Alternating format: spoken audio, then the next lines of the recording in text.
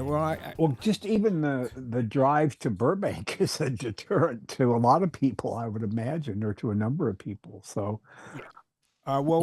Jim, we just turned the audio on okay. and the visuals. So I'm just going to kind of explain to anybody that's been watching our podcast that we've always kind of prided ourselves at having the guests in the studio with me, and that's always been something that I, I felt good about because obviously, if somebody's sitting right next to you as compared to being on a screen, and they're in Chicago, it's just a different situation. But we're having trouble now finding guests who are and willing to find a date, get in their car, drive all the way over here. In LA, no matter where you live, this studio is probably an hour for you, and can be more. And not only that, but we Well, don't have. look what we did in the case of John Watson. You took the podcast down to him And that's something in something we Palos can certainly Verdes. do too. But a lot of times too, a guest will book a date and then they'll be, I can't, I got to reschedule, and then we don't Right. have an extra episode. So it's like, all right, I guess we're just You, gonna have to take a week off now. one of the very first when this first started, just a little bit over a year ago, um, we had Doug Stanhope on, and Doug was kind of like hey, we got Doug. Hey, let's do a podcast. Okay, Doug, you're our first guest. And one of the next people that we called was Sean Astin, and Sean basically said, "Oh yeah, definitely, I can do it. When do you want to do it? You want to do it tonight? You want to do it tomorrow morning? When do you want to do it?" And we're like, "Well, we were like hoping you'd come into the studio." Well, and he was Well, up to I'm his in. neck in SAG politics and SAG dealings at that point too. Well, he had a lot of other stuff going on. Well, He yeah, had and a he's lot not. of irons in the fire. He's not local. Yeah, and well, I'm in Milwaukee right now. I'll be back. I'll be back in L.A. for 2 days. And yeah, he was. He is very, very involved and when we have him on, I want to talk to him about SAG politics and about his mother, who was the president of the Screen Actors Guild, if I'm not mistaken. What's his mother's name? Patty Duke. What? Patty Duke. Patty Duke, yeah, Patty Duke, of course, and a wonderful actress, and she won an Academy Award for. She won an Academy Award for Best Supporting Actress, and I think she was still in her teens at that point. Yeah, was that called the Miracle? It was The Miracle Worker. The Miracle Worker, right? So, so the thing is this week we had a fellow booked who was a police officer who got himself into some trouble, and sounds like a really interesting deal.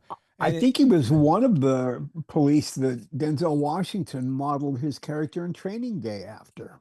Yeah, he just rescheduled for next week, and so he's going to be on next week. He's just a really interesting guy. One of my neighbors came up to me and said, "Hey, I got this guy at this kickboxing gym," and they like kind of based the guy Denzel based his character on Training is revolved around him. He was kind of like the top dog in this crooked cop unit that did a lot of shady shit, like he did in like Denzel did, and he's got a whole past of going undercover. I think he's been in shootouts before, and then he gets caught, and then all of his like lesser men ratted him out, so they would get lesser sentences. So he served 16. He got 18 years, served 16. Now he's out. Now he's like raising awareness for cops with PTSD. But I was like, hell yeah, that sounds like a super interesting guy. Let's book him. Had him on this week. He goes, sorry, wife's pregnant. Doctor's appointment's got to push it to next week. I said, fine, no problem. Yeah. And like we would do in the past, we would just go like, all right, I guess we're just not airing an episode this week. Right. And now I was like, well, let's just do an episode with the three of us, and that way we won't have to skip weeks anymore. The fact of the matter is that when I have time, and I am relaxed at home, and Dashiell's taken care of, and Jennifer's doing her thing, and I've got nothing to do other than like look at TikTok videos. One of the ways that I entertain myself is by calling Jim and asking him about the day's events. Or yesterday I asked him. Yesterday I called him and was asking him about the Semitism, Jim? Is that the way you would say It that? was Semitism. I think we were talking about that Palestinian director who got beat up. Yeah. And that kind of sparked a larger conversation about the whole issue of anti-Semitism on college campuses these days. He was the director who won the Academy Award this year for Best Documentary, right? Yeah. And I still don't. You still really know. What's the who said something along the lines of the first casualty in war is truth. The truth is Who is that? Like, did somebody say that, or is that Winston Churchill? Or well, it's it's sort of like if anything famous was ever said, it was probably Winston Churchill. That's a safe bet. Either that or Abraham Lincoln. Right. Got it covered. Or who's that gay English guy who Oscar Wilde? Yeah, Oscar Wilde, right? Yeah, exactly. Yeah. Hiram Johnson is the one that that's the name coined by Hiram Johnson, a Republican politician from California who served in the United States Senate. That's on. Yeah. He coined what? The first casualty of war when war comes is truth. And who was that? Hiram Johnson. And he was kind of a significant figure in California politics. He was both a governor and a senator. He was governor of California? The turn of the previous century. Oh, yeah, back in the like 100 years ago. Oh, okay. 100 years ago. He was a governor and senator, powerful figure in his day. Right. But you don't see too many Hiram Johnson high schools around, Yeah, it's sort of an interesting. There's no Hiram Johnson University like there is a Stanford University. Oh, it's an interesting mix of names because you have Hiram, which sounds like very foreign, and then Johnson, which sounds very... Hiram sounds almost biblical or something. Hiram Johnson, it's like a combination of pretty prosaic. Yeah. Maybe he changed his name so he could get more votes. It says I just wanted to make sure it says the actual quote is the first casualty when war comes is truth. Yeah. So there you go. And he was 1866 to 1945 was how long he was alive. Yeah, well, he would know. Living during that World War I, World War II, dying right towards the end of World War II. I think he said it right at the outbreak of World War, or at least our involvement in World War I, too. Correct. The quotes attributed to him in 1918. I see. So, anyway, we're here, and now it's we're going to see what it's like for the three of us to talk, and we can talk about anything that we want to talk about. Obviously, Jim and I Jim and I reconnected after knowing each other for 40 years. We kind of lost contact with each other. What's really funny, Michael, is that we got to know each other really well early on when we first met. In our earliest days, and thought about, hey, one day maybe we'll work together. It took 45 years. Yeah. If you call got there. If you call this work, but we'll do something together. Maybe work isn't the right word, but we'll do something together. And it took 45 years. Yeah, but we finally did collaborate on something. Yeah. For that year that I was living at your house, I remember I would just walk inside. Every time I walked inside, I was like, "Who are you talking to? Your Jim." Talking to Jim. Well, how long ago was that? That was 2018, 2019. Jim, have we been back together, as I'll call it, or have we been back together for 7 years? Has that been 7 years since David Valentine was trying to get a hold of me and ask you to call me? It's close, yeah. It was. Wow. It was 19. It okay.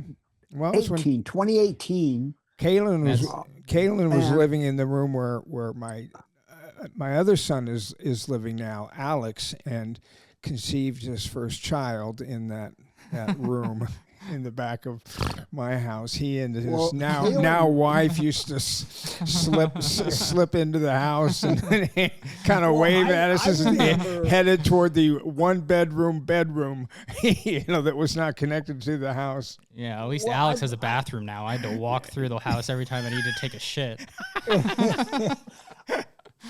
Well, Yeah. it was in the early days of 2019 that I think Kalen and I talked about that screenplay he had written. Is that We went that? through that line by line by line, and it was, in talking to Kalen that you and I started talking, and you asked me at one point in the middle of 19, "Hey Jim, how do you get a magazine article written?" And what evolved out of that was the Hollywood Reporter piece about Timmy Colseri. But it was around, yeah, it's been almost 7 years, that you and I have reconnected after kind of drifting apart for decades, it seems like, Yeah. Well, we Jim and I have. Do you remember the name of the website, Jim? That we had stuff that we wrote on. I don't even remember the name of it, but we still maintain it. Wasn't it something like Truth in Black and White? Black and white. Yeah, something. Truth in Black and White. Okay, and anybody googling Truth in Black and White Michael Biehn will get that. Well, the fact of the matter is that we would write things thinking, oh, isn't this cool? Oh, isn't this interesting? Because you and I were interested in it. We just thought it was the greatest stuff in the world, and we'd work on it. Basically, Jim did. I was the idea guy. Jim was the laborer. Jim did about 95% of the writing. And let's put it this way. I would say that I probably did as much writing in these articles as Gail Hurd did writing The Terminator. Well, you didn't do everything, Gail. Didn't earn that credit either. But I did edit you, and then I mean there is a skill to going like, it's too many words, Jim. It's too many words, And so I did edit. What you would say is, I'd send you a passage, and you would say, "It's a start." Okay. Right. What I remember is you would make some comment or some statement, and I would think, that's really good, Michael. That's really good. We're going to have to take it down in volume a little bit from 11 to 6 and make it diplomatic, and then I think it'll work. That's me screaming into the phone. Goddamn son of a bitch, what are you gonna... Okay, Mike, let's take that from 11 to 6 and maybe make it a bit more diplomatic, but we'll more or less say that George Cosmatos was an asshole, okay? Yeah, exactly. Wyatt Earp. Well, what was our first article? The Timmy Colseri thing? It was Timmy Colseri. Yeah. So explain to Kalen and what kind of why we wrote that article and what happened with it once we were talking one day, and you said, Jimmy, I always thought that there could be an interesting article written about what I saw Tim Colseri go through when he was when I met him in London and he was preparing for his role in Full Metal Jacket.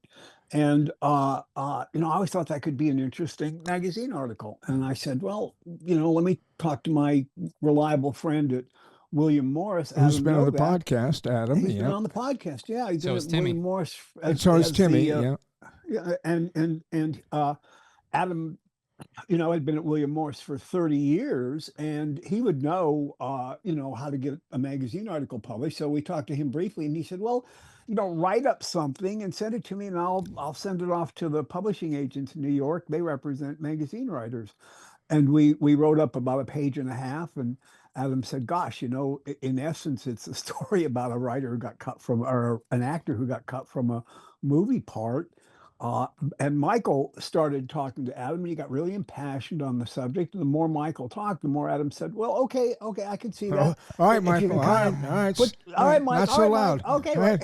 Take it down to 6, Mike. Drop it from 11 to 6 and make it diplomatic. And then he basically said, why don't you guys write up something, give it a little bit of a 3-act structure, like almost like a screenplay, and write up something. And we sent him 6,000 words, and which was 7 or 8 pages, something like that. And he wrote back and said, "Hey, this is good. I'm going to send it on to the publishing agents." And the next day, he called us up and said, "The Hollywood Reporter wants to publish this. They're going to have their own writer, refashion it, but they want to talk to you, Michael, and you, Jim, and Timmy, etc." So it took them, oh gosh, maybe a month or so to put the article together, but it was a feature article.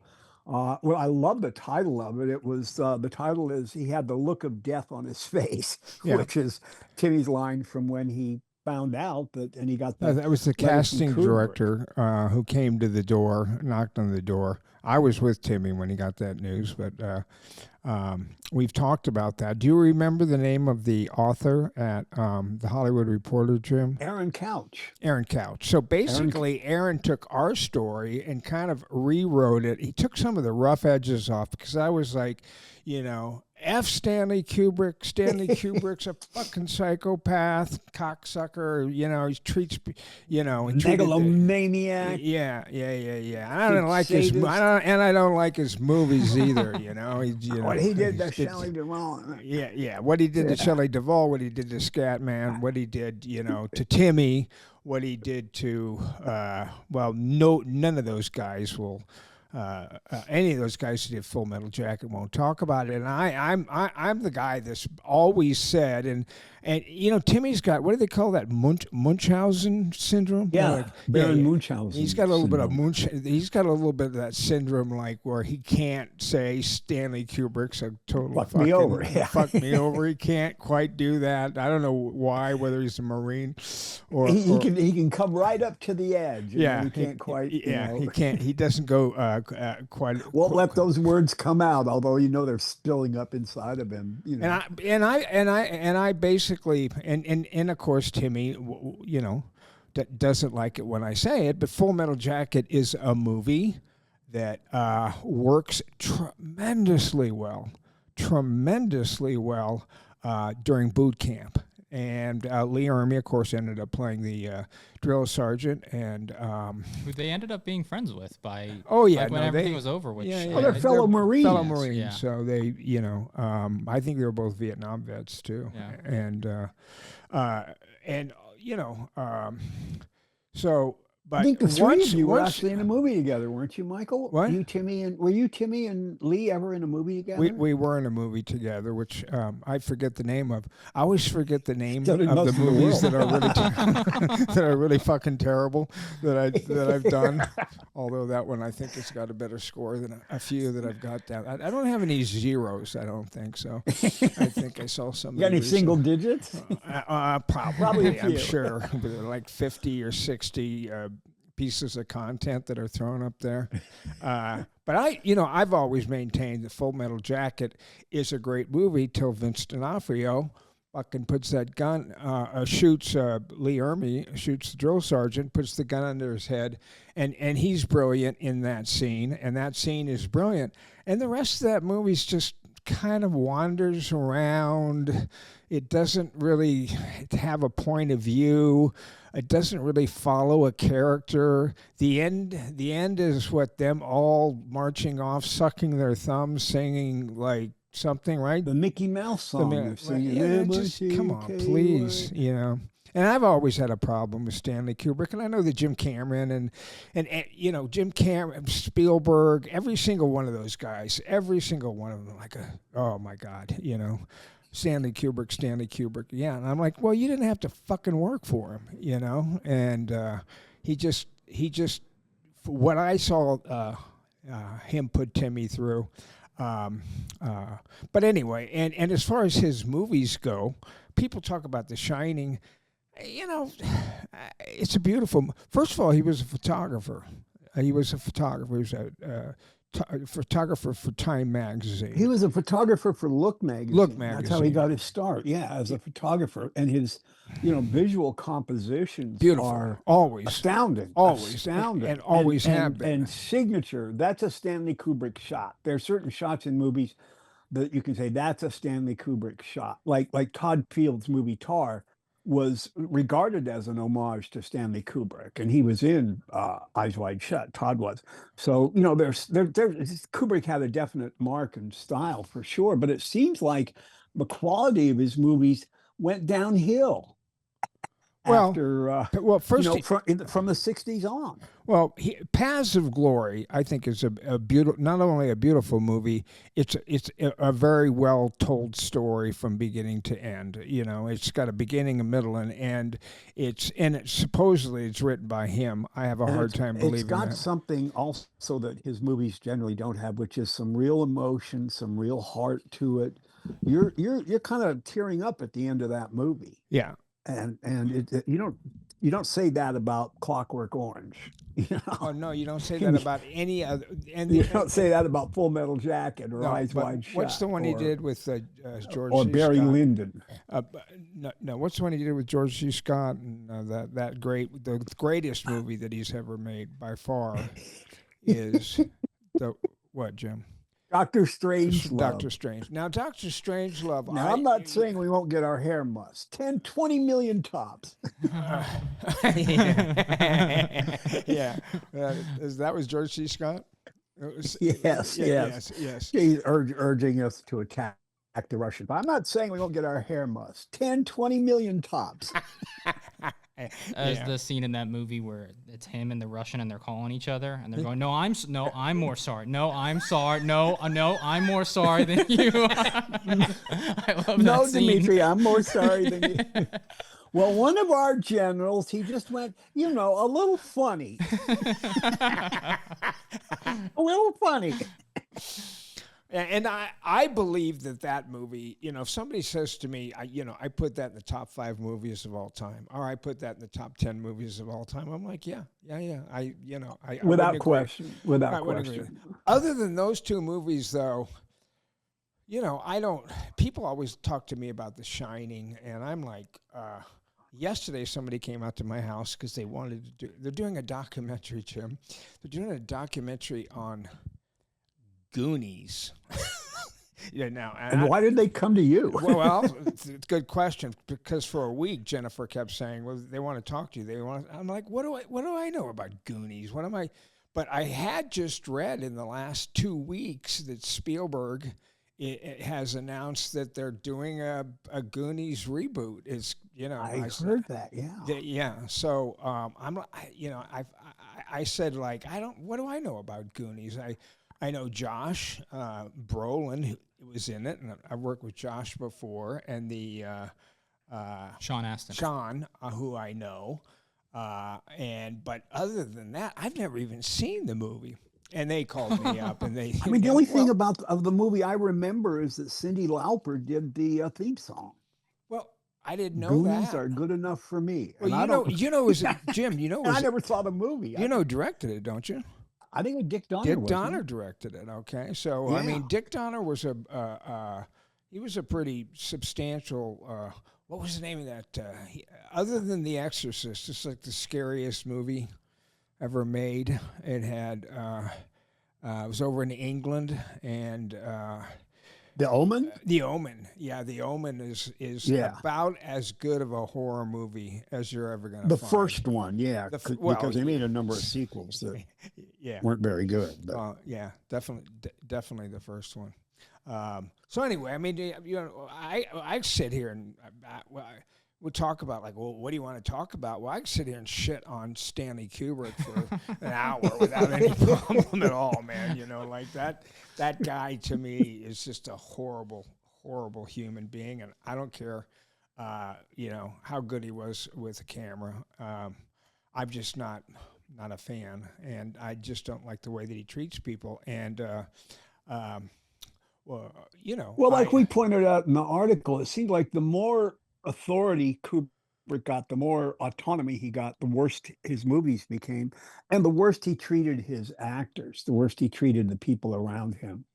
And he wasn't treating George C. Scott and Peter Sellers that way when they were doing Dr. Strangelove. I'm pretty sure you can bet on that. Yeah, I know. I absolutely agree that was the case, and I'm sure that he wasn't doing 120 takes of George C. Scott walking into a room and looking to his left. So, They'd have to pick Scott up off the ground if that was one of he the was things doing about one of the 100 takes. things I always say about this, and we might be going over stuff that we had when we had Timmy on there, but when I went over to shoot Aliens, I went over to shoot Aliens, and they had already started shooting Full Metal Jacket. We shot Aliens and finished Aliens, and then Jim did the post on Aliens. And then they released it in the theaters, and they're still shooting Full Metal Jacket. It's like, come on, you need 2 years. Why are you the only guy who needs 2 years to make a movie? But anyway, when he decided to go with Leah Ermey to play the drill instructor, Ermey went out and got drunk and got in a car wreck. I know. And they had to shut down production for 6 weeks. I know. Among other things, Yeah, but that's along with his penchant for doing take after take after take after take. Yeah. Well, we've between you and me, tell me, because I've kind of forgotten. We did the article on Timmy, and then what other articles did we write? Because I know we got into a bunch of Tombstone stuff because I'd moved to Bisbee at that point. You ran into Sonny Bunch, a fellow named Sonny Bunch, at a signing event, I believe, and Sonny had been a movie reviewer for the Washington Post, and he was starting up an online movie magazine called Rebeller Media, and he wanted you to write something about the making of Tombstone. Right. So initially he commissioned you to write, and it wound up being us together, write a piece about your participation in the making of that movie. And we also took some of the material that we had put together for that Hollywood Reporter piece that the Hollywood Reporter didn't use, which was largely the criticism of Kubrick. And we wrote that up as a separate piece for Sonny to run. And then at one point, when the shooting Tombstone thing took us a couple of months to put together, and he wasn't in any, we didn't have a deadline on it or anything. And at one point in all of that, he said, we're going to run a tribute on John Milius. His birthday is coming up. Do you guys have any Milius anecdotes? So we had a few. Each of us at one point, various points, had dealt with Milius. And so we kind of put our stories together and wrote a short thing for him. So we wound up doing, I think, 3 things for Sonny. And then he wanted us to do a podcast, didn't he? Didn't he, Jim? Yes, we came. He was about ready to send us our microphone. Out an agreement. We had written an agreement. We were going to do a 6-part limited series podcast on the making of Tombstone, and also add in material about the real history of Tombstone. Yes. And we had an agreement. We had an outline for all these podcasts we were going to do, and we had one little issue about we would own the material because it was stuff that we'd been researching and working on before the podcast ever came along. This real history of Tombstone, and just as we were about to sign this thing, you sent me that article from about the Daily Dallas, Beast about Dallas. That said the company we were doing business with, that we were supposedly going to do this podcast with, had this god-awful Me Too scandal about to erupt. And as you're reading the article, I'm thinking, oh, this is only a flesh wound. I think we can survive. Oh my God. He did what? A 16-year-old girl, and it's on video. Oh my God. Give me a gun. I want to shoot the mother effer myself. And so by the time the article was over, we knew, oh, this is history. Any notion of doing a podcast with these guys is Dallas history. was history. That whole company. He's the one who did. 2 days later, we get a email from Sonny saying it is no more. It's all over. He's not working there anymore. But he's gone. He moved on to the Bulwark. He's the cultural editor of the Bulwark. Dallas did Boneyard. Whatever that Western that Kurt did, which was he Bone did. Tomahawk. No, the company, the fellow Dallas that we're talking about is named Dallas Saunier, and he's a considerable producer. He had done a couple of movies with Mel Gibson. Dragged Across Concrete was one, right? And that Western that Kurt Russell did called Bone Tomahawk A Brawl in Cell Block 99, was that him too? And no, that was that was him who produced it. And it had that was his company that produced it. And they were all of those movies were the product of a writer director who had been a client of Dallas's when he was a literary agent. And Dallas is a really interesting character. His name is Joseph Saunier, but he was from Dallas, and he kind of goes by that name. He has this. There's a weird thing about him. Both of his parents were murdered by jealous lovers. They'd been married for about 20 years. They got a divorce. The wife remarried her. She split from that guy. He killed her. Okay. His father then meets a woman, and he's going out with her. Her old boyfriend doesn't like that. He hires a hitman to kill the doctor. Yeah. So he lost both of his parents, and the killing of his father has been the subject of about 8 different true crime series documentaries on television. There's almost a week that doesn't go by without a retelling of the Dr. Saunier killing. But Dallas, that was kind of the end of that lead that we had, where we were like, oh, they like our stuff, they like our writing, they want to do a podcast, they're sending us, like, he did what to who? Oh, Jim, this doesn't 16-year-old? Oh my word, on video? Oh God. Yeah, that was the end of that. He's I guess recovering. His something with his name on it, I don't know how much he was involved, offered me, this is a Western that they shot about 6 months ago, I think. Maybe it was a year ago. Oh, yeah. It was... It was right around the time of Onslaught, I remember. It was right around the time of Onslaught. It was I remember like last October, November. Right before Onslaught, and you were talking about, Onslaught, and then you're like, movie with the guys from Bone Tomahawk and Drag. That's a fucking, do that, and then you learned it wasn't quite what you thought it was initially. When you learned that you wouldn't have a dressing room, you would have a tent. That's kind of a tell. That's a tell. Yeah. That was a little bit of a tell. Yeah, I'd been doing television and movies for 50 years by that point, and there had never been once where I didn't have my own little place to lay down and a toilet next to it. So yeah, that was when they wanted everybody to do their makeup at the hotel, and then everybody kind of hang out in a tent while they were shooting it. And so you kind of bypassed the student film phase in your career. You didn't want to go there and start at that place. Yeah. So that was so anyway, but that was right before Onslaught, and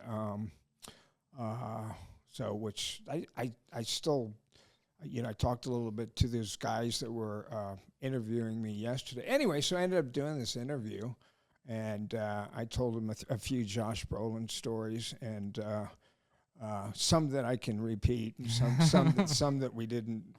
That we recorded, and some that we didn't record, but he's a great guy. I have always said, we did Grindhouse together, and I've always said, well, you remember. I was gonna say I have a pretty vivid. I went over there when I was about 13, and I remember just being in a hotel room. It was me, you, Josh, and his daughter, and we were just. Me and his daughter were just sitting off watching you two crack each other up for like That's all it was. We were like, what are we doing here?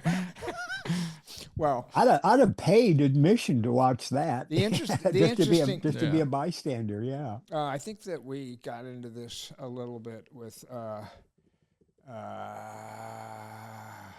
Quentin's producer that we had on, Shannon McIntosh. Shannon we had on, but Shannon McIntosh. Yeah, I was there when the Coen brothers wanted him to audition for them for No Country for Old Men, and he was in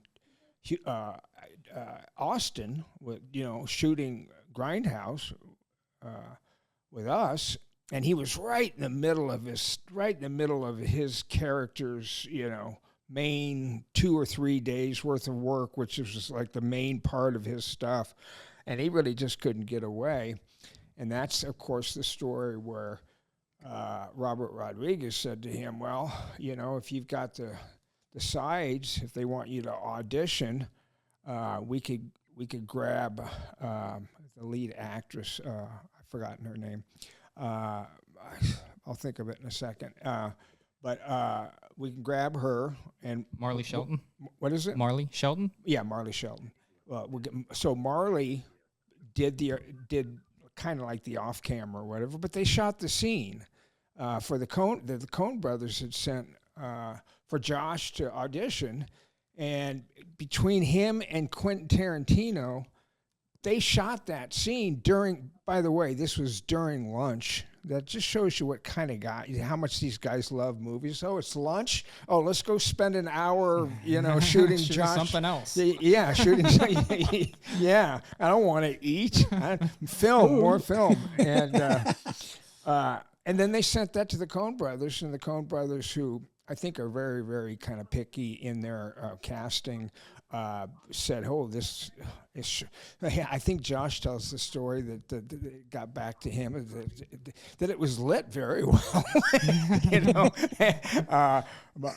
the best audition tape they've ever seen. Yeah. Well, yes, Quentin Tarantino and Robert Rodriguez. So, so anyway, he went back and he. I think he auditioned for them once or twice more, and then of course he got the movie, and that.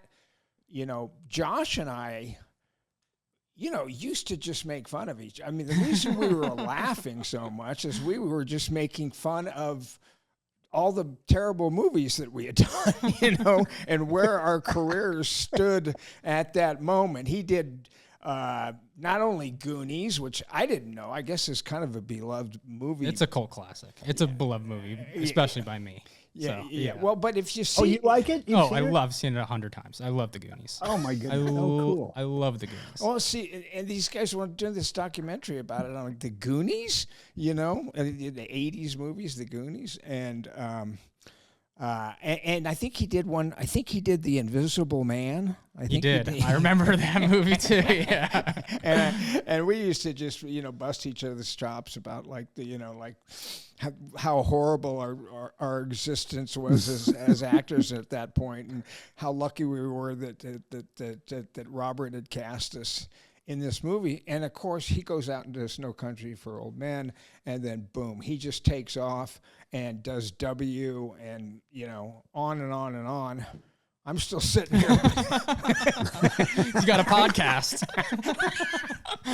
me and 12 other million Americans have a podcast.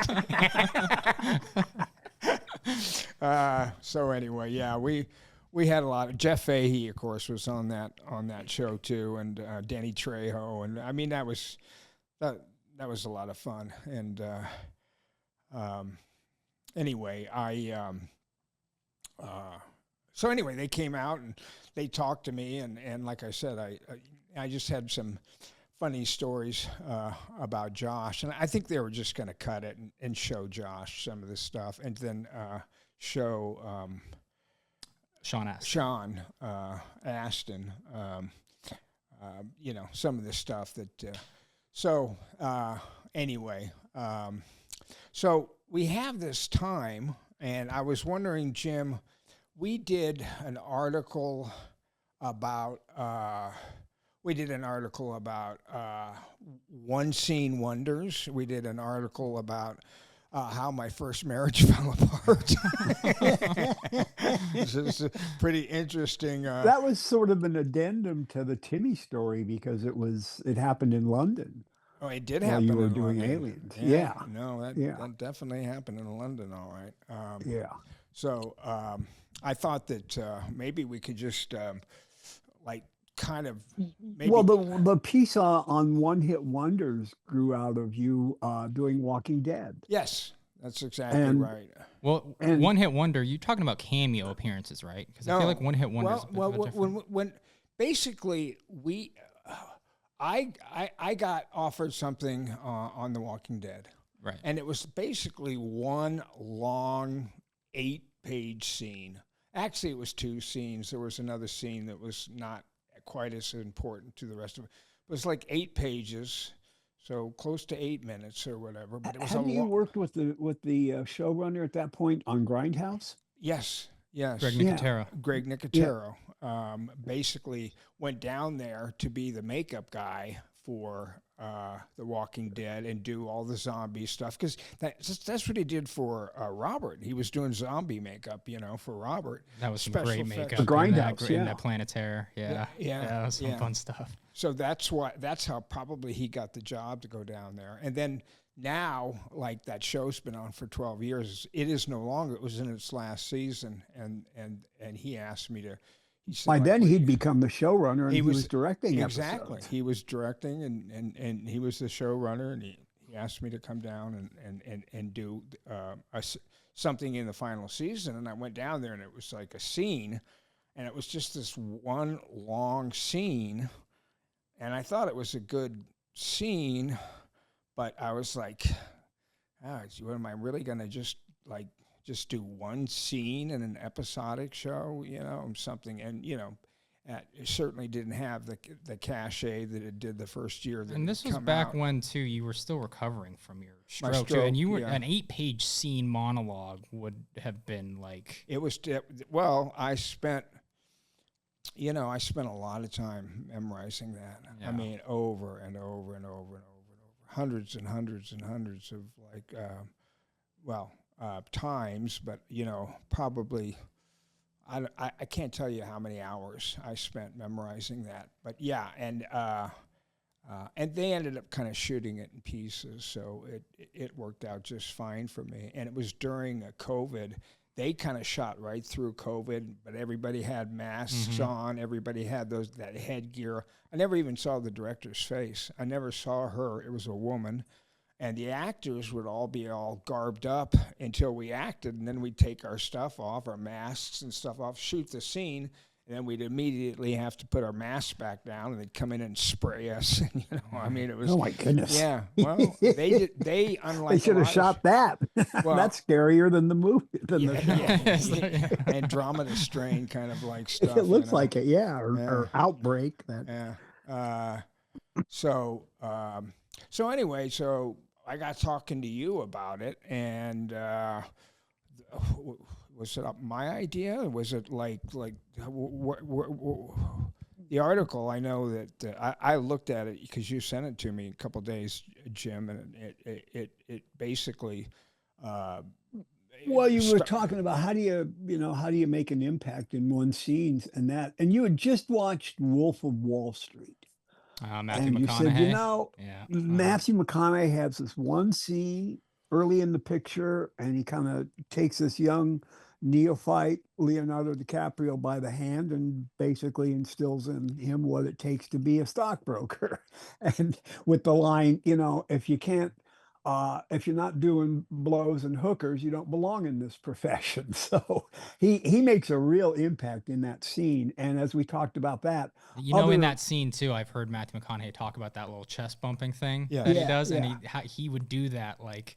Well, that wasn't in the script. Like he would do that on his own, and then I think that like was for real. Scorsese That was saw a real it and kind said, of "Do that in the scene." I heard, and basically I think we're all saying the same thing. I heard that he used to do that as sort of a relaxation, thing, and that he was doing that sort of in between takes, and it was Leonardo who said like, "Hey, why don't you do that while you're doing the scene?"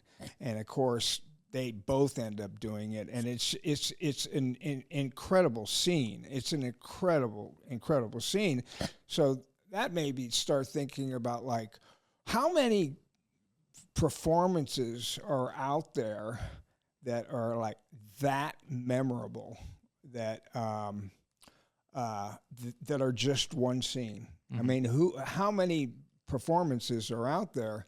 And I think, Jim, the first name that came to us kind of in a hurry was Alec Baldwin in Glengarry Glen Ross, right? He has more good one-liners, cutting, nasty put-downs in that scene than you get in most movies of that sort. When he looks at I think it's Ed Harris, and he looks at him and says, "My watch costs more than your car." Or copy is for closers. Put that fucking copy down. Copy is for closers. Right. That's hysterical. That's hysterical. And that scene wasn't in the play. The characters talk about this guy in the play, and when they went to make the movie, they thought, hey, why don't we have a scene? So Mamet sat down and wrote the scene just for Alec Baldwin, and he comes in and just tees that ball 300 yards down the middle, Yeah. without a deviation. He just nailed that one. He is so good in that. He is absolutely so good in it. And it's one scene. I mean, it's one scene. And if I'm not mistaken, Jim, he does that. He kind of steals the entire movie, if you ask me, with that scene. I mean, let's just put it this way: he's surrounded by Academy Award winners. Oh yeah, look at the actors in that room with him. Yeah, yeah. Well, Jack Lemmon, Jack Lemmon, and who else? Who else won the Academy? Well, you just mentioned Ed Harris, who I'm not sure is an Academy Award winner, but there was Jack Lemmon for sure. Well, Jack Lemmon for sure. Alan Arkin. There. Yeah. Just some great actors. And in that movie. Al Pacino isn't in the scene, but he's part of that cast. Right. Right. And Kevin Spacey. Kevin Spacey is in that scene. Right. Oh, poor. And he's an Academy Award winner. Poor Kevin. Poor Kevin Spacey. Remember him, Kevin Spacey? Used to be an actor. It's a tough business, that actor. I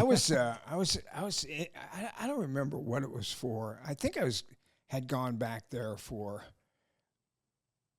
I think it was this. I think it was Glenn Ross. I think he was doing that on Broadway with Sean Penn. Oh, was it Hurley Burley? Oh, no, it was Hurley Burley. It was you're right. You've heard this story before. Jim knows all my. Jim is like Jennifer. That's why I'm here. He knows like every line of every story that like I've ever told over the last 6 years. Yeah, it was Hurley Burley, and I was staying at the Mayflower, which is that. I tell that De Niro story, but I was staying at the Mayflower, and I got a phone call from him saying that he'd left tickets for me to come see Hurley Burley, and he was very, listen, by that point, it was Robert Stigwood. Robert Stigwood had done some silly gay thing in front of me, and like I'd been around the whole gay thing for a long time, and so like nothing really shocked me. And usually when you let a gay, back then anyway, when I let a gay man know that I was straight, that was just the end of it. And they like to keep me around because I was pretty, but I had a number of gay friends then. Oh, and almost everybody in my career, from agents to Matt Collins, managers, and Weber, and guys who are pretty well known in that world. Yeah, yeah, and when I went to modeling, do the fashion, etc. When I went to do The Fan, the original director was gay, where the producer was gay, the casting director was gay, my agent was gay. They used to call it like the gay mafia. Who was that, Jim? The gay mafia? What was that? Well, it was executives in LA, in Hollywood, who were gay. Yeah, and, okay. Most were closeted. Well, so everybody was kind of closeted. I mean, that was not, back in the 80s. A number weren't, When was that? When was that big brawl that happened in San Francisco with the gay guys? That like they were being arrested by police officers. That was in New York. Was that? That was the Stone. What year was that, Jim? I think it was 69. That was 69. Okay, so I mean, we're just really talking about 6 or 7 years after that. I mean, they were. I'm sure they were taking people in Texas and throwing them in jail for. Hell yeah! For years for sodomy and all that kind of stuff. Stonewall, it's called Stonewall. Stonewall. Yeah, and is that just well known because the gay community fought back at that? Yes. Yeah. So they just fought with the police,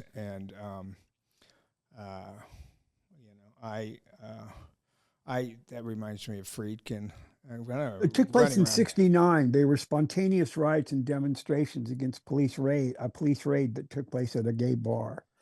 And gays said, enough of this shit. You're just cracking down on us because we're gay.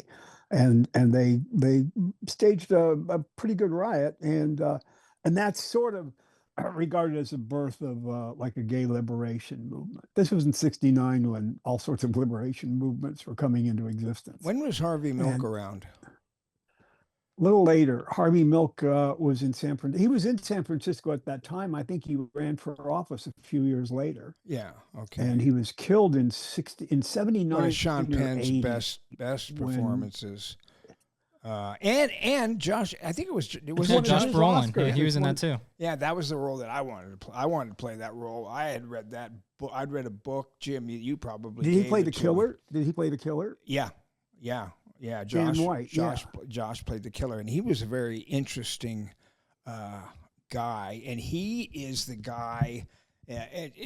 Now looking back on it, it's just bizarre. His defense, and you can expand on this, Jim, but his defense was that he had eaten so much candy that he was so wired on candy that it affected his. He was sugar high. He was. That, It was called the Twinkie defense. the Twinkie defense, right? And for a little bit of backstory, he had been Accounts- on the board of supervisors with Harvey Milk, and he was kind of a straight-laced former firefighter, and he for some reason he got in a peak and he resigned, and he decided he didn't really want to resign. He wanted his job back, and the mayor, who was tired of him, said, "Hell no, I'm not going to appoint you back to the board. You resigned. Go take a hike."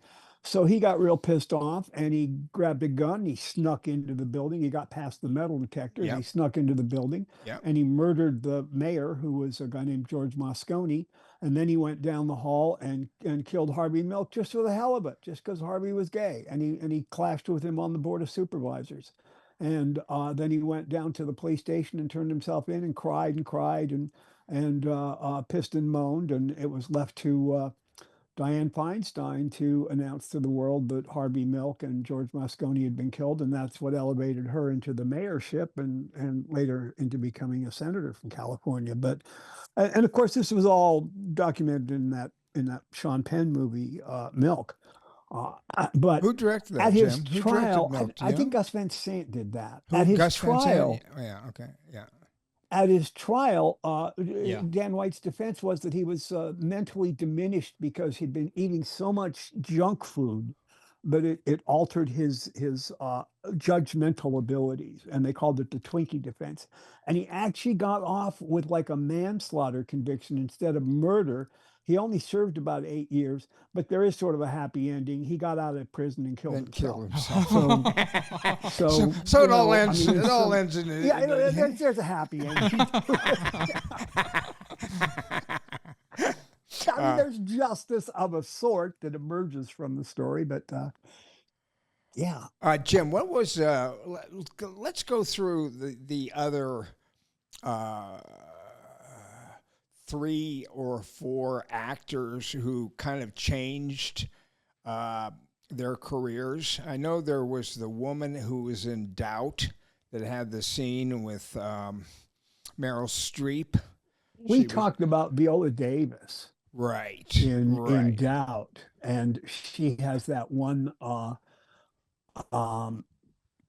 that scene. one scene where as we actually wrote in the piece here, her tortured confrontation with Meryl Streep in Doubt is a prime example. Her brief appearance was my greatest takeaway from a movie overflowing with talent on both sides of the camera. John Patrick Shanley directed from his Pulitzer-winning play. One of the many beautiful facets to her performance in Doubt is that while her character is every bit as rage-filled as McConaughey's or Baldwin, she can't give her rage free rein as they do. She has to suppress it, keep it corralled, even as she reveals what fuels that rage. Davis was nominated for an Academy Award and would go on to earn the triple crown of an Oscar, Emmy, and Tony. What she reveals is an earmark of great screenwriting, a dilemma so excruciating it upends our expectations and draws us ever more to the characters through her suffering. When we learn that keeping her son in a school where he may be subject to abuse from a priest is preferable to withdrawing him to face the homicidal wrath of his homophobic father, it's a moment of Sophie's choice caliber torment, testament to the terrific writing on display throughout the film. So that one really stood out to us. Was Philip Seymour Hoffman in that one Yes. too? Yes. Yeah. That was a great movie. And again, it was one scene, and she won the Academy Award for that, correct? I think she won an Oscar. She won She won an Oscar for it, and then that takes us back. She was nominated, and she would go on to earn a triple crown of Oscar. But she didn't win the Academy Award for that role. She was just nominated for, not just, but I don't know. Just nominated, didn't win. Okay, okay. So there's that, but then that reminds me now of the woman in who plays the wife in Network. In Network? Yeah. And I'm not even sure if we included her in the article.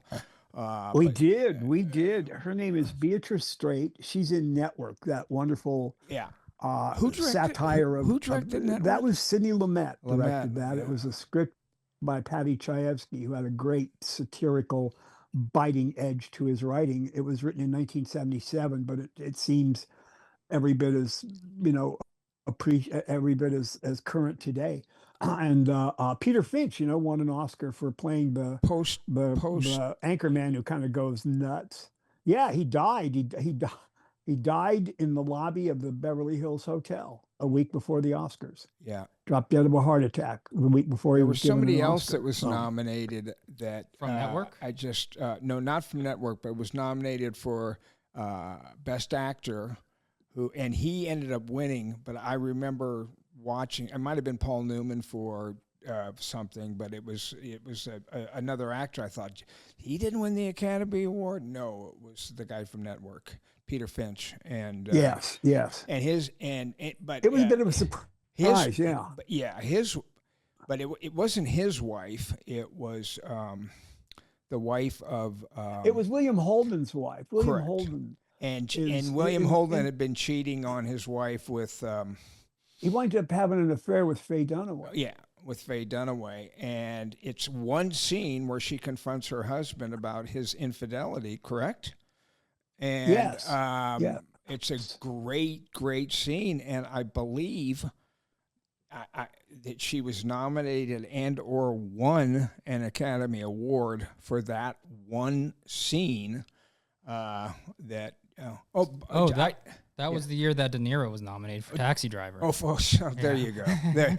Well, no, but that was best. No wonder we didn't.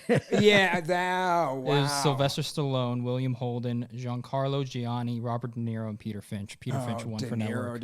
Yeah. Oh wow. Oh my God. Well, Jim and I will both tell you, Taxi Driver was the movie that kind of. Well, for me, Taxi Driver changed my life. I've heard Leonardo talking about the fact that how much he loves that and thinks it's. I saw Taxi Driver 2 weeks before I moved to L.A. I already knew I was headed to L.A., but it was I saw that movie and it just confirmed in my mind. Yeah, this is what I want to do. I want to be a part of that. Tell that story, Jim, about you and me walking out of that movie and how impressed we were, and because that's the way that I feel now, like that couple. Go ahead and tell that. Well, I went to see the movie in San Jose. I was up in the Bay Area before I moved down to LA. And the movie had just come out. I went to see it the night it opened, and it just blew my mind. I thought, oh my God, these people have shown a new way of telling stories. This is exciting. I'm really thrilled. And in fact, a year and a half later, I was working for Paul Schrader's agent. That was really cool. I got to meet him.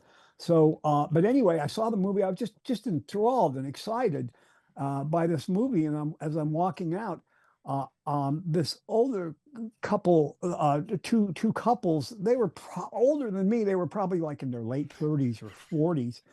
And one of the guys looked at the other and said, "I don't know, Joe, I think the world's just passed me by." They didn't it didn't register with them at all. And to me, it was just an enthralling experience. What's the name of the author for Taxi Driver? Paul Schrader? Yeah, Paul Schrader. I know that you know this, but I don't know how long you want to go with this, but my Paul Schrader. What's that? Go another 10, 15 minutes. Okay. I went in and I met Paul Schrader, and I was doing meetings at that time. I wasn't auditioning, but I met Paul Schrader for the movie that Hardcore, wasn't it? It was for Hardcore. Exactly. It was for Hardcore. It was and he was directing George C. Scott. By that point. And he was directing, and I got called over to his offices. I believe it was Paramount, but it was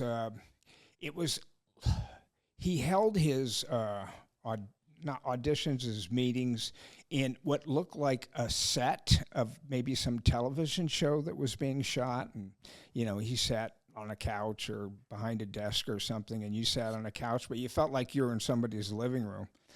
And I walked in, and I was just for one scene in the movie, and I remember the guy I don't remember his name, but I remember the guy that got it. And I don't know if I'd worked with George C. Scott before. I think I'd done my other thing with George C. Scott before. But anyway, I walked in, and I'm talking to him for just a very short period of time. And he looks at me, and he says, do you know how to roll joints? And I was like, I've been rolling joints since I was about 14. So, I said to him, I thought like it might have been, because that was about the porn industry, and everybody was kind of scumbags and drug addicts and all this sort of stuff. Yeah. So low life. So I kind of thought it might have just been like, are you naive, or have you been around the block a little bit? And I'm like, how much this world do you know? Yeah. Yeah, and I'm like, yeah, I can roll a joint. Yeah, sure. And the guy reaches into his desk and he pulls out a box, like a shoe box, and hands it to me, and inside the shoebox is a bunch of marijuana and stems and seeds. You remember this stuff, Jim, and some zigzag papers. He said, "Go ahead, and roll zigzag." Me he said, "Go ahead and roll me some joints while we talk." It's Paul Schrader, okay, and he was still around, still making movies. Has made some great movies over the years. Great writer, wrote Taxi Driver, did that. Raging Bull, wrote any number of things. Yeah, and so I sat there and talked to him, and I rolled 4 or 5 joints while I talked to him, and you remember, you roll the joint, you lick it, and you do, it was that whole twisted on both ends. Yeah, and, it was that whole thing, and I twisted on both ends, and Did he let you take any with you? Well, I handed him back his box with these 6 joints that I had rolled for him, and not only did he not let me take any with him, he didn't cast me. He didn't get the part. I didn't get the part either. It's the only time I ever met Paul Schrader. But I've had one or two. I talked about the Spielberg casting experience that I had, and but that was one of the other casting experiences that I had that was. Just memorable. Very memorable. Very memorable. So I know that the comedy, the guy who does the one scene in the comedy in Planes, Trains, and Automobiles. What's that? Dylan Baker. Dylan Baker. Oh, is that the hillbilly?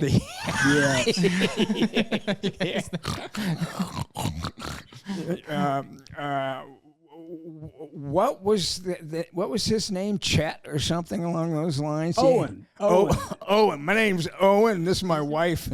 Yeah. When he goes, hey, nice to meet you. he basically dashing. I mean, Kalen's going like, nice to meet you, and he like kind of sneezes into his hand as he goes to shake hands with.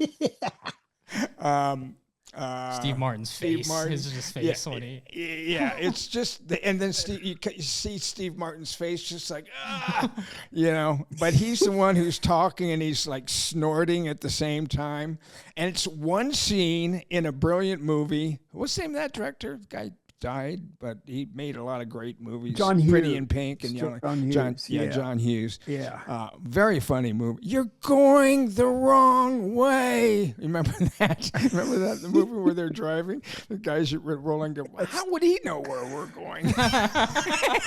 You're going the wrong way.